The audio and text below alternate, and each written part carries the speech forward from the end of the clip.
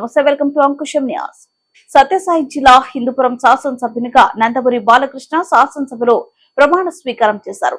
వరుసగా మూడవసారి హిందూపురం శాసనసభ్యులుగా బాలకృష్ణ ఎన్నికైన విషయం తెలిసిందే. బాలకృష్ణ ప్రమాణ స్వీకారం సందర్భంగా తెలుగుదేశం పార్టీ శాసనసభ్యులు నిలబడి అభినందనలు తెలిపారు.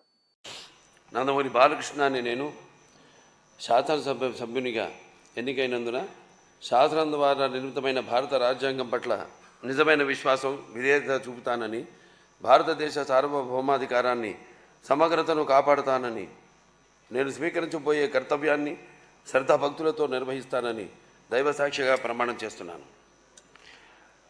ఆంధ్రప్రదేశ్ శాసనసభ సభ్యుడినైన నందమూరి బాలకృష్ణ అని నేను సభ నియమాలకు కట్టుబడి ఉంటానని, వాటిని అనుసరిస్తానని, సభ మర్యాదలను పాటిస్తానని, సంప్రదాయాలను గౌరవిస్తానని దైవసాక్షిగా నందమూరి బాలకృష్ణ అని నేను శాసనసభ్యునిగా ఎన్నికైనందున శాసనం ద్వారా నిర్మితమైన భారత రాజ్యాంగం పట్ల నిజమైన విశ్వాసం, విధేయత చూపుతానని, భారతదేశ సార్వభౌమాధికారాన్ని, సమగ్రతను కాపాడుతానని, నేను స్వీకరించబోయే కర్తవ్యాన్ని శ్రద్ధాభక్తులతో నిర్వహిస్తానని దైవసాక్షిగా ప్రమాణం చేస్తున్నాను.